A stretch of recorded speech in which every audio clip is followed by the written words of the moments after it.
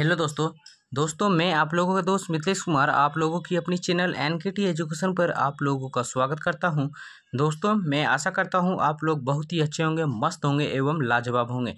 इस वीडियो में मैं आप लोगों के लिए फिर से एक बार मैथ के एक न्यू चैलेंजेस प्रश्न को लेके आया हूं। दोस्तों आज का जो हमारा सवाल है, इस तरह के सवाल को कुछ लोग नहीं बना पाते हैं जबकि कुछ लोग गलत कर देते हैं। यदि आपको इस प्रश्न का सही उत्तर मालूम है तो कृपया करके कमेंट बॉक्स में कमेंट करके इसका उत्तर जरूर बताएं। और यदि दोस्तों आपको भी इस तरह के मैथ के चैलेंजेस प्रश्न हल करना नहीं आता है, इस प्रश्न का सही उत्तर मालूम नहीं है, तो ये वीडियो खासकर आपके लिए है। कृपया करके आप इस वीडियो को अंत तक जरूर देखिएगा।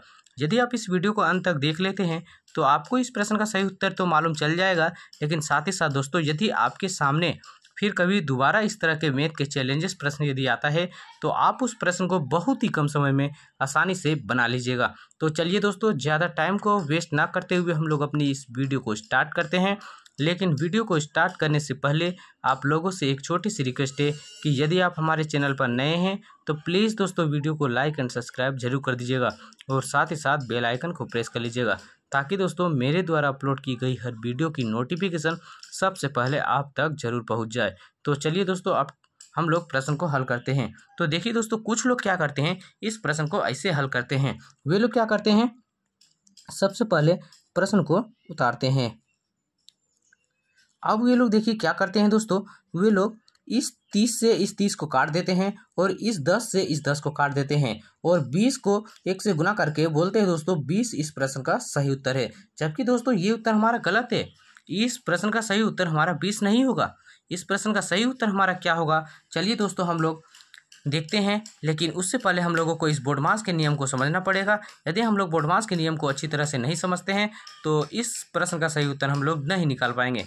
इसीलिए चलिए सबसे पहले हम लोग बोडमास के नियम को समझते हैं। तो देखिए दोस्तों बोडमास का जो पहला अक्षर है वो है बी।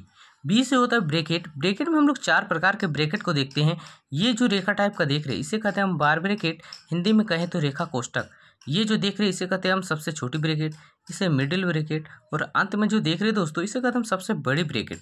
देखिए दोस्तों यदि हमारा प्रश्न में कहीं भी संख्या ब्रैकेट के अंदर यदि बंद रहती है तो हम लोग क्या करते हैं, इन सभी चिन्हों में से सबसे पहले ब्रैकेट वाली संख्या का काम करते हैं।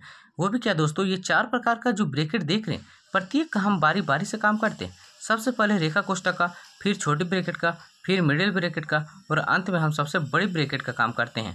तो देखते दोस्तों हमारा प्रश्न में ब्रैकेट के अंदर संख्या बंद नहीं है तो हम लोग क्या करेंगे, इसे छोड़कर आगे बढ़ जाएंगे। अब देखिए दोस्तों अगला आता है ओ। ओ से होता है ओप, ओप यानी का और का यानी गुना।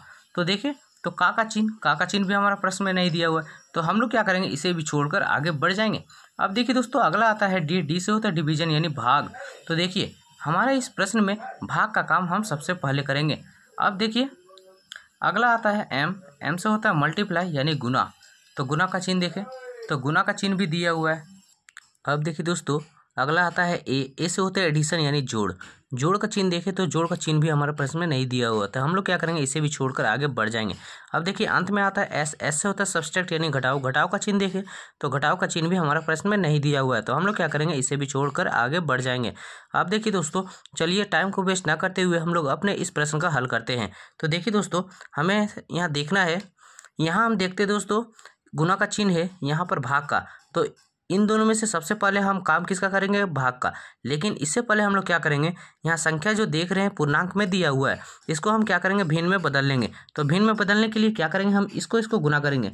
तो 30 देखें कितना होगा 300 और 20 को यदि जोड़ते हैं तो कितना होगा 320 और बटा में आएगा दोस्तों 30। अब गुना 30 और भागा हो गया दोस्तों 10। तो देखिए यहाँ हम गुना से पहले भाग का काम करेंगे। देखिए गुना से पहले भाग का काम होता है इसीलिए भाग का काम पहले करेंगे। तो 10 से यदि 30 को भाग देंगे कितना बार में होगा, 3 बार में। तो 320 बटा 30 और गुना यदि 10 से भाग दे 30 को तो कितना बार में, 3 बार में। अब इसको काटे तो कितना बार में, 10 बार में। इसको काट दे रहे कितना हुआ, ऊपर में है 32। तो 32 जो आया दोस्तों इस प्रश्न का क्या है, सही उत्तर है। दोस्तों यदि आप लोगों के सामने फिर कभी दोबारा इस तरह के मैथ के चैलेंजेस प्रश्न यदि आता है तो आप बिल्कुल इसी तरह से बोडमास के नियम को पालन करते हुए बनाइएगा।